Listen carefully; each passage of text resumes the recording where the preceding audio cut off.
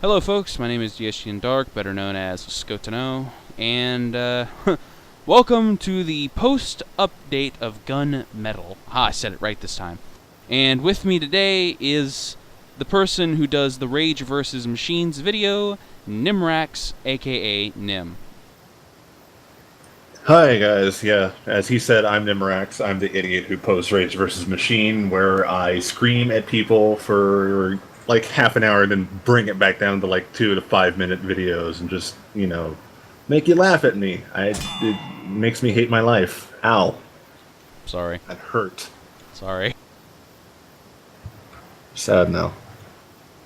Don't do it, man. You have too much to live for. I'm going back to my slump. Alright. Well, a little joke to start out the video. Welcome to Team Fortress Global Offensive, because they've added something in the Gun Mettle update that is very interesting that we'll see later on. But for right now, basically what it is it's Valve-supported contract killing. That's really what it is in a nutshell. Each week for the next 3 months, as the event is going on, they are going to be giving people who purchased one of these tickets, which I'm about to show you right here, that really, once you use it, it'll put you into a queue of other people who are doing the same things, which, if I hit tab real quick, which I don't have it bound to tab because I'm an idiot, you see little medals beside each of our name. These little medals mean we're participating in this event. We've paid the money to get those items, so we can get one of these items right here, which we'll inspect, which allow you to get specific weapons after completing a contract. And it's a 3D thing, you can inspect it. It's very interesting and neat how it works. But outside of that, is there anything else you would like to cover in this? Not necessarily, other than the fact that the contracts, the way they work, the way the contracts work is that when you have a contract, you will have a class-specific contract and a map-specific contract. And I'm not sure how far the maps go, but the classes, all obviously online classes. My contract involved playing as heavy. I had to either kill people, get points as heavy, I believe, and or defend and capture the control point. Each of them would give me like 1 point towards the contract, or 2 points towards the contract, or even 10 points towards the contract, and they can all stack at the same time. You know, just by doing all three of the things at the same time. And in set contracts, you have to earn 100 points in order to turn it in and get a special weapon. Also, about these contracts is that after you've done your 100 initial points for set contract, either the map or the class-specific contract, you can do an extra bonus amount of points, which I'm honestly not 100% sure what it does. I think it might like upgrade the quality of said weapon that they might give you. It might not. It's just an extra thing that you can do. They warn you if you want to turn in your contract. They're like, "Oh, you sure you want to do that before you do the bonus and all that?" And yeah. You have class and map specific contracts that you can do for these weapons. Now, like he just said, that's that's the basics of contracts, and the points is it's 100 points total, and you get points based off the actions that it tells you to do specifically. When you complete an objective, an audio cue will play from Miss Pauling, which again is the administrator's assistant. If you don't know the lore, just go to TF2.com and read the comics. Outside of that, that's the real basics of that. And once you, like you said, once you complete it, you'll be getting special weapons that we'll show off later in the video. But for right now, let's talk about some of the balance changes. One of the big ones is, in my opinion, is that Spy really got more of a buff/nerf to some of his weapons. And again, we'll probably go over most of these in another video when we're actually in game to show it off how it works. But for right now, let's go ahead and change. I don't want to say change maps, but let's change ourselves, and let's look at weapon changing, because they added a system where if you were to die, you can, well, if he dies, I can walk over and it says I can hit tab to pick up his weapon. Well, that's not right. This isn't how TF2 works. I should be able to pick up his weapon by walking over it. So let's waste a rocket and see if that happens. Nope. Instead, I picked up the ammo kit, which was beside him. That's right. When you die now, you have a chance to drop an ammo kit.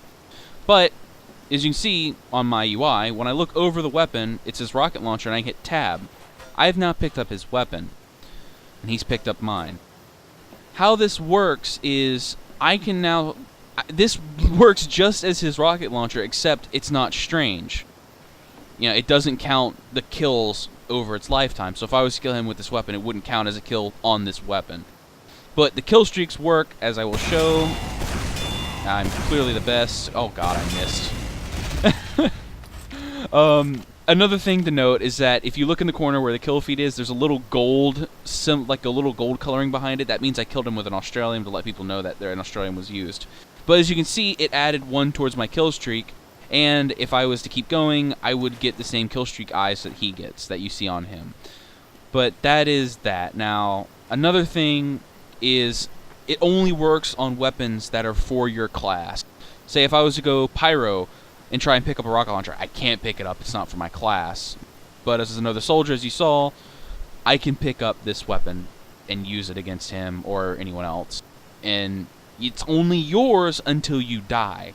When you die, you drop it, as shown. I've dropped it, it's on the ground, he can play with his own weapon. Yeah.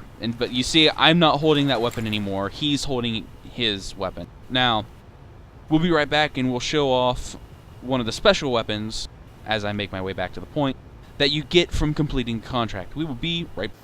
Alright, welcome back. This is the weapon he got from completing his contract, which obviously is happy for him. This is what rocket launcher? What is the name of it? It is the American Pastoral. I believe that's how you pronounce it. It is a field-tested rocket launcher. Now, field-tested just refers to the paint job. Field-tested, as you can see, has scratches on it, and it looks like it's been in battle. So if you wouldn't mind changing that out, we'll take a look at it. Now, I can probably look at it. Yep, when I look at it, the name is now this... I don't think I can reach that. Oh, I can. We can see the name is there. It says American Pastoral. So I will change that out for that. And wow, I think we found a bug with the map already. Anyway, let's go up here before that happens again. You can inspect the weapon by holding down the normal weapon you would choose to look at a teammate and look at what weapon they're holding, but you have to hold it down. And as you can see, I'm holding it. He can't see this. To him, it looks like I'm just holding the weapon normally. But now, as he's nodding, I'm holding F. If I were to let go, you finish inspecting the weapon. Now, this is just to let you know that you are holding one of these weapons. You can only do it to gun metal update weapons. It's pretty cool. I've actually got a couple myself. But it's basically, look at it. Wow, that looks good. It's beautiful.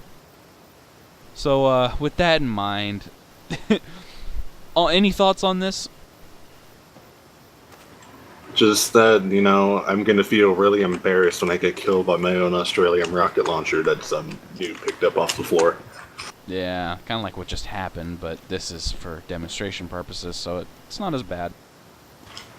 Oh yeah, obviously. I mean, oh, Darman's messaging me. Hold on.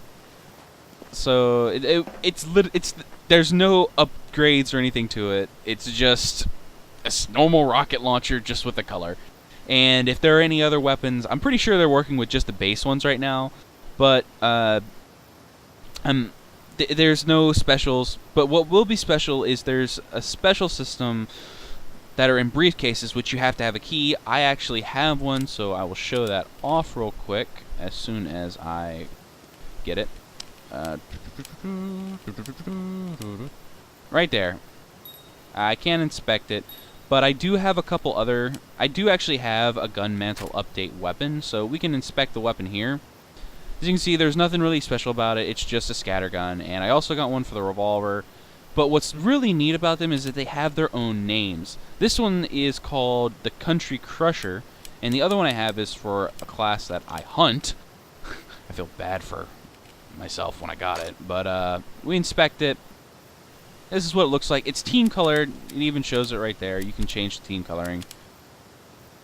But yeah, this is basically for looking at it and seeing what they look like, which is a really cool idea. So with that in mind, let's go ahead and take a nice little look at this map of ours. We're not going to go into big detail, just some little cover things like what we're looking at right here. So Nim, please. Right now we're on the midpoint, obviously. That's where we were starting out the video. Midpoint is really kind of an interesting area, I would say. The battleground is kind of sunk into the ground here by this like little sewage, disgusting river of nastiness. And I'm thinking that a lot of gameplay will take place near this point. And if you've noticed, when we come over here, there's actually a flank route that spies and scouts and even soldiers and maybe even demos can take. I don't know if a demo man would even want to consider coming this way. And there's windows right here where you can overlook the point and see what's happening. You can see if somebody's coming for you through this area. You've got health and ammo here, and that sort of thing. If we come back out here, we're obviously on the other side of the map. At mid, the map is mirrored, so it's going to look the same on both sides, just mirrored, obviously. Health and ammo right here. Again, we're not going to go over this in big detail, just a quick little overview, mainly just this main point where all the action's more than likely going to take place. And the only other thing left that I need to point out would be this little window up here that snipers can use and soldiers can jump up to and demo can jump up to. This is another area to watch out for on the mid-fight. Alright, well, with that in mind, I want to thank you all for watching, and honestly, the support of this channel, because this is a channel that's going to be comprised between two different people, or three, rather, considering Tundra, and I want to thank everyone who has supported, and honestly those who have liked the video. Yeah, I entered YouTube scum. Another thing I'd like to point out is, hopefully, soon I'll have a streaming system set up so we can actually enjoy things like this for fun. We'll have a little like 2 or 3 hour video of us when we're all available. If not, it'll probably just be me hosting. Outside of that, I want to thank you guys for watching the video, and if you like what you see, like, comment, and subscribe. Every comment helps. Everything helps, honestly. Every little bit. So until then, enjoy your contracted killing, and as always, this has been the DSGN. We are out. We are playing VMV. Wait, I said MVM, right? No.